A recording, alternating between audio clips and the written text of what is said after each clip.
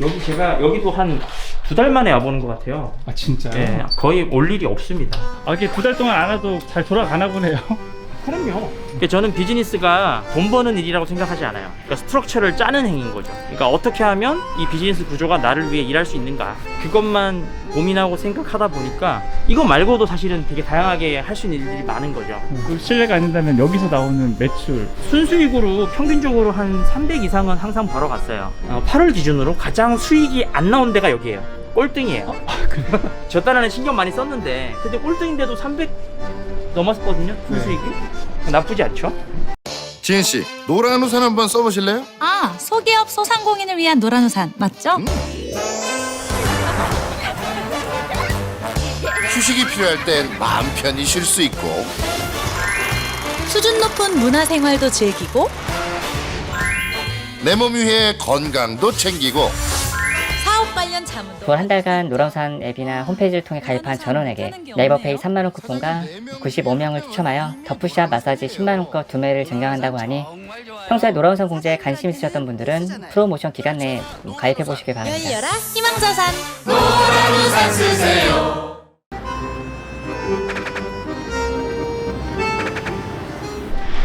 간단하게 자기소개 한번 부탁드리겠습니다. 저는 스페이스 어반 공간대여 브랜드 현재 전국 9개 지점 운영 중이고요. 그리고 이제 카페 마틸다라고 하는 브랜드 운영 중인 김두리라고 합니다. 스페이스 어반은 뭔가요? 사람들이 많이 이제 파티룸으로 이야기를 하죠. 그래서 주로 이제 지금 여기처럼 이런 역세권 상업지에 공간을 얻어서 사람들의 모임을 지원하기도 하고요. 그리고 직장인들의 회의, 워크샵, 다양한 목적으로 쓰는 그냥 다목적 공간 대관업이라 보시면 될 것 같습니다. 아 이제 무인으로 네, 운영하시는 다 거예요? 무인으로 운영을 하고 있습니다. 지금은 어디 가시는 거예요? 지금은 제가 운영 중인 이제 네. 부천 지점 가고 있습니다. 최근에 이제 태풍이 왔다 가가지고 네. 바깥에 좀 잘 되는지 좀 점검도 좀 하고. 네. 아니, 이 건물입니다. 환상 노래. 저희는 간판이 없네요. 예, 외부에 입식 간판도 없고 네. 없습니다. 그래서 고객들이 딱 들어와서 그럼 많이 물어요. 여기가 맞아요? 이렇게 묻는데 네. 그래서 요거 하나 붙여놨어요. 무드락으로 그냥 하나. 여기가 이제 저희 공간이고요. 아 이거 5층인가요? 네. 엘리베이터가 없어요. 그러니까 이게 하루 노는 거 아니고 여기 만약에 일주일 온다 그러면 오기 싫을 거예요. 근데 하루니까.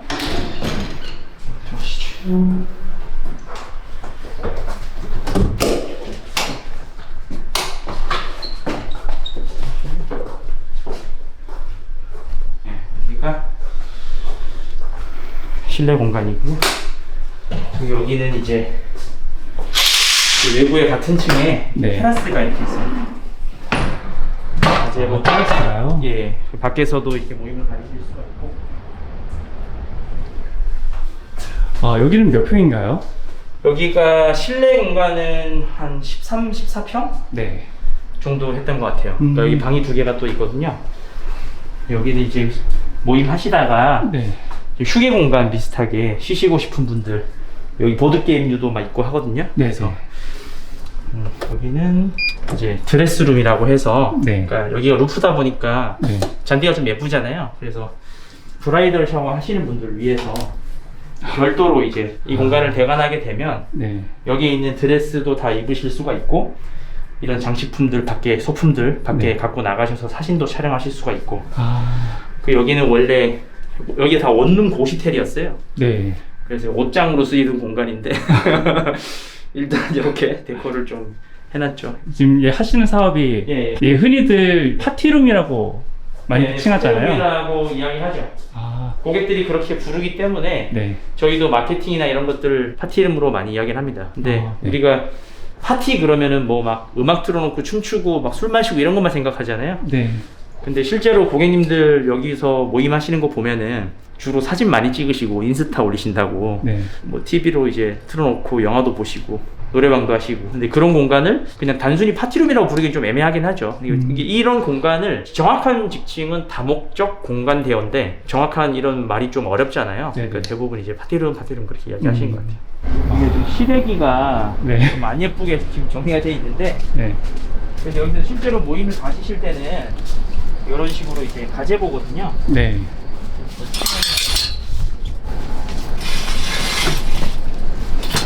근데 여기가 기존에 고시원이라고 하셨잖아요. 기존의 고시원, 예, 그 고시원이었죠. 사실은 오랫동안 공실로 방치됐었다고 저는 알고 있어요. 근데 그거를 이제 제가 와서 고친 거죠. 아, 여기 다 철거하고, 철거하고. 예, 다 부시고, 네. 머릿속에 기획한 대로 이렇게 구현해냈는데, 반응은 나쁘지 않은 것 같습니다. 예. 옆에 제가 알기로는 부천역 먹자골목도 있고 네. 옆에 대학교도 있더라고요. 예, 파티룸 수요 같은 경우에는 네. 나이 많으신 분보다는 20, 30대가 더 많으니까 대학생들 위주로 어느 정도 수요를 받쳐주고 그 요즘에는 사실 40, 50대도 좀 덜 오세요. 이쪽은 이제 대학생도 혼재되어 있고 제 생각에는 파티룸 하기엔 더 적합한 상권이 아닌가라고 생각을 하고 선택을 했습니다. 아, 고시원이었으니까 네네. 철거하고 인테리어 하셨을 때 네. 투자비가 좀 많이 들어갔을 것 같은데. 그쵸. 제가 여기 종합 인테리어 회사에 네. 견적을 이렇게 가지보 치고 잔디 깔고 가벽 철거하고 뭐 레일 등 달고 이거를 다 적어가지고 견적 요청했을 때 받았던 견적이 대략 한 3,500에서 4,000 레벨이었어요. 이게 왜냐면 야외 공간도 있으니까. 근데 제가 이거 가구 짓기 소품까지 해서 다 세팅하는데 어떻게 보면 반셀프로 한 거죠.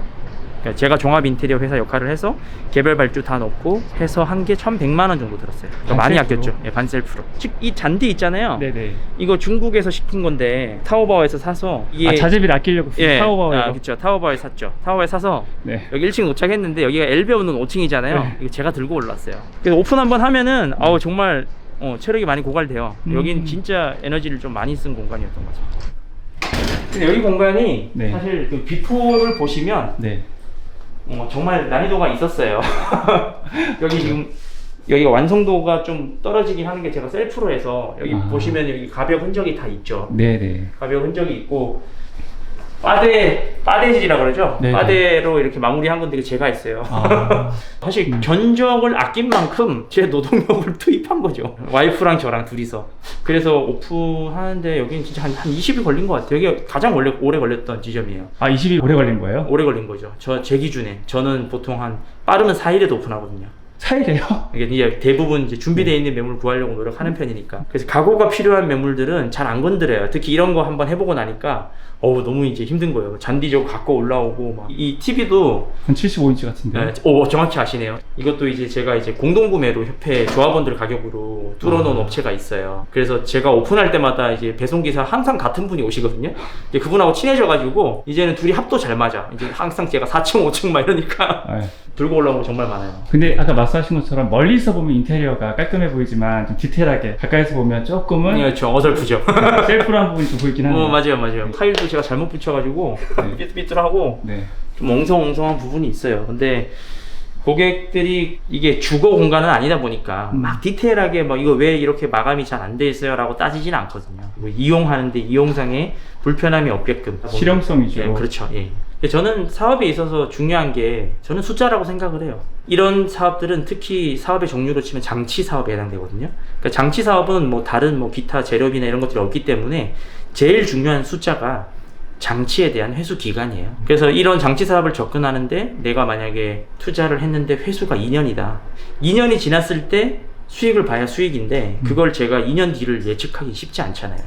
그래서 저는 이런 장치 사업들은 저는 제 기준에 좀 굉장히 타이트하게 잡고 있는 기준은 6개월 미만 회수. 회수 기간이요? 예, 6개월 미만을 회수한다가 목표고 이런 지점들은 3개월이면 회수했어요. 제가 지금 갖고 있는 지점 중에 거의 한 80-90%는 다 3-4개월 회수했습니다. 빠른 건 2달도 있었고요. 한 달도 있었어요. 이용 요금을 여쭤봐도 될까요? 주말밤 같은 경우에는 25만 원이에요. 6인 기준이거든요. 네. 그러니까 1인당 4만 원 정도 부담이 되는 거죠. 평일밤 가격은 13만 원이에요. 그러니까 1인당 2만 원 정도 부담이 되는 거예요. 6인 이상 오게 되면 또 인원 추가에 대한 인원 추가금이 인당 또 10,000원씩 들어가죠. 절대 저렴한 비용이라고는 보기가 좀 어렵습니다. 예, 그렇죠. 왜냐면 실제 그런 고객님들이 계세요. 외곽에 있는 펜션 시설들 이런 것들과 비교해서 퀄리티나 이런 것들을 이야기하신 분들이 간혹 있으세요. 근데 이제 그분들 또 오시거든요. 그렇게 이야기하시고 그러실 수밖에 없는 게 이게 모임에 대한 항상 접근성이 필요하잖아요. 네. 예를 들어 동창들 모임하는데 야 우리 가평의 좋은 풀빌라에서 모이자 되게 힘들잖아요. 현실적으로 현실성이 떨어지는 거죠. 6명이라는 인원이 왜 나오냐면 4명까지는 어떻게든 모텔에서든 친구 집에서든 해결이 가능한데 6인이 넘어가면요 사실 프라이빗한 공간을 확보한다는 건 쉽지가 않아요. 그래서 아직까지 저는 이런 모임 수요가 6인 이상부터는 많다고 생각이 되고요. 그래서 기준연이 6인으로 저는 해놓은 겁니다. 하나 이렇게 테스트 한번 찍어보고 이런 공간을 이렇게 돈을 주고 빌려서 하시는 수요가 많을까? 아, 그렇죠. 수요가 많지는 않습니다. 한정된 수요죠. 네. 근데 그 한정된 수요에서 내가 필요한 만큼의 고객을 어떻게 보면 내가 가져오는 게 사실 이 사업의 핵심 역량인 거죠. 이 사업 하신 분 많아요. 하지만 뭔가 다들 자기만의 방식을 하시죠. 뭐 브라이더 샤워 전문 특화하신 분들은 이렇게 풍선을 많이, 드레스를 많이 이렇게 하시는 분도 계시고, 그리고 뭐 아까 이야기하신 그 키즈 파티룸처럼 네. 이렇게 엄마들을 타겟팅해서 이렇게 하시는 분도 계시고. 근데 저는요, 그런 자신이 없는 거죠. 어떤 이렇게 특화할 자신이 없는 거예요. 그래서 저는 그냥 가장 심플한 방식이 매스한 수요를 늘리는 거예요. 대중적인 방식으로 가는 방법을 저는 택하고 있고, 아직까지는 잘 그게 먹히고 있다고 생각을 하고 있습니다. 누가 와도 60대 할머니가 와도 편안한 공간, 그리고 애기들 데리고 와도 괜찮은 공간, 아저씨들끼리 와서 고수톱 쳐도 괜찮은 공간, 다양하게 좀 이용할 수 있는 공간을 항상 머릿속에 중요하다라고 생각하고 움직여요. 이런 장소 같은 경우에는 모임을 목적으로 하는 거기 때문에 네. 앉을 자리만 있어도 되거든요. 사실 그렇죠. 근데 이제 이런 것들을 운영 안 해보신 분들 입장에서는 겁이 나는 거죠. 어떤 겁이 나냐면, 너무 안 예쁘고 투자 안 하면 매출 안 나면 어떡하지? 라는 생각. 저는 사업에 대해서 회수 기간을 진짜 되게 중요하게 생각해요. 그래서 내가 내 몸이 한 이틀 갈아 없어져도 물론 지속 가능해야겠죠. 건강해야겠죠. 근데 그렇게 해서 회수가 빨리 되면 그 회수된 자금으로 저는 또 다른 사업을 할 수가 있잖아요. 만약에 제가 욕심에 이 사업으로 끝을 내겠다, 내가 이 사업장에서 내가 원하는 피규어 막 다 갖다 놓고, 관리해야 되는, 물 줘야 되는 화분 갖다 놓고, 하나 없어지면 난리 나는 다트 갖다 놓고, 그런 분들 많아요. 근데 그렇게 할수록 사실은 이 사업의 난이도는 계속 올라가요. 왜? 문제가 많이 생기니까. 그래서 저는 문제가 최대한 없을 것만 고민합니다. 만약에 당구 다이를 갖다 놓으면 어떤 일이 생기냐면, 이거 진짜 그런 당구 다이 파티를 말하니까, 네. 당구 다이 갖다 놓으면은 뭐 천이 찢어졌다, 안 굴러간다, 공이 없다 이런 문제 생기겠죠. 없으면 아무 문제가 없어요. 있으면 좋아요. 있으면 고객 입장에서 좋은데, 그 질문을 해봐야 된다는 거죠. 이것 때문에 내가 돈 버나? 이것 때문에 사업성이 좋아졌나? 아니요. 그것 때문에 질문만 더 많이 받아요. 그래서 공간에 대한 이슈가 많아지고 응대 피로도가 증가할수록 고객에 대한 친절도는 역으로 감소해요. 그래서 저는 심플하게 비즈니스하고 고객한테 최대한 진심으로 기쁘게 오세요 할 수 있는 호스트가 되자. 그리고 항상 우리가 뭔가 시설 투자, 뭔가 기능적 투자를 할 때는 생각을 해야 되는 게, 간판도 안 두는 이유가 그런 거예요. 그 비용 대비 효율이 있냐를 따져야 되거든요. 근데 제가 여기를 이렇게 보니까, 특히 여기가 좀 빠진 라인이라서 유동은 그렇게 많지도 않아요. 그래서 애매하게 비용을 써서 효과가 없는 행동을 하기보다는 그 비용을 차라리 지속 가능한 온라인 마케팅에 투자를 한다. 어차피 예약문이 다 그쪽에서 오니까. 그 평균적으로 예약률은 어떻게 될까요? 주말 같은 경우에는 거의 차요. 한 70-80%. 100%인 달도 있고, 그 낮도 이제 주말 낮 같은 경우에는 절반 이상은 차입니다. 평일이 문제죠.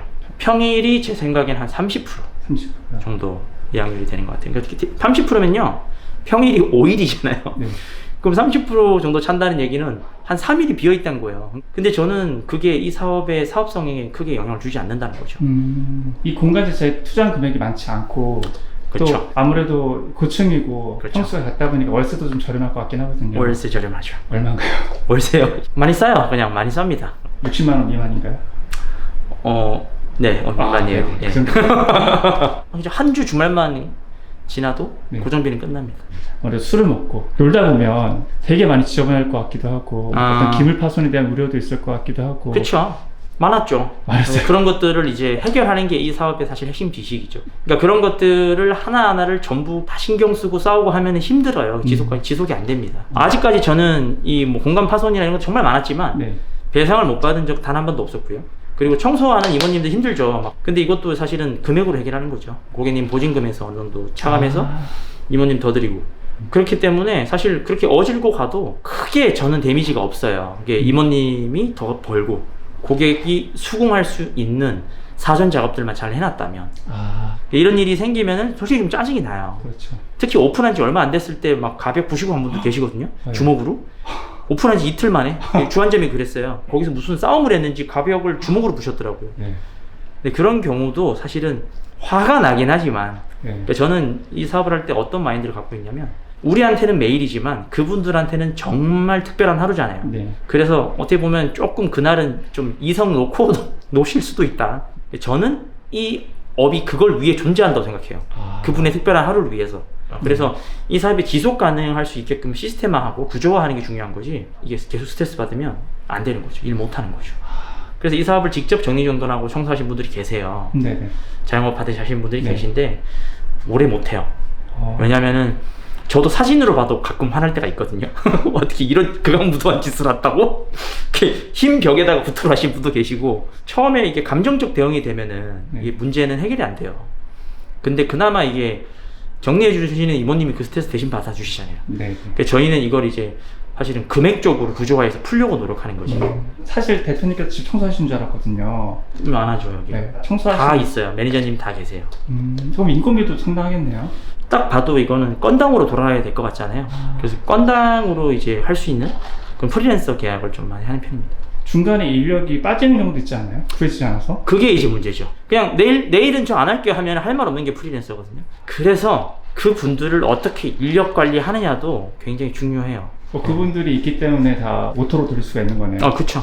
이분들이 없으면 제가 사업자 못 돌리거든요. 그래서 제가 가장 진심으로 잘해드려야 될 순위 1순위인 거죠. 그런 진심은 사실 물질적인 거 빼고는 이루기 힘든데. 그럼요. 돈이죠. 네, 돈이죠. 네, 돈이죠. 사업 구조 잘 세팅해서 돈 잘 벌고 돈 많이 드리면 돼요. 네네. 그리고 그분들한테 감사 표현 많이 하시면 돼요. 사실 이렇게 상가를 구하실 때도 어떤 고객의 편의보다는 실용성 측면의 상가를 구하신 것 같긴 해요. 주차장 없고 엘리베이터 없고. 아니에요. 고객의 편의를 최대한 신경 쓴 거예요. 근데 우리가 고객의 편의만 신경 쓰면 사업이라는 게 그렇잖아요. 고객만 편하면요 지속 가능하지가 않아요. 고객도 편하면서 적당히 고객한테 타협시킬 수 있는 부분을 타협해서 지속 가능한 사업 구조를 만들어야 고객이 계속 쓰죠. 근데 고객 편의만 계속 생각해서 무리를 하게 되면, 그러니까 우리나라 자영업자들이 제일 많이 실수하는 게 그런 거예요. 고객 중심 좋아요. 근데 고객 중심적이기만 하면 이 사업이 지속 가능성이 떨어지는 거죠.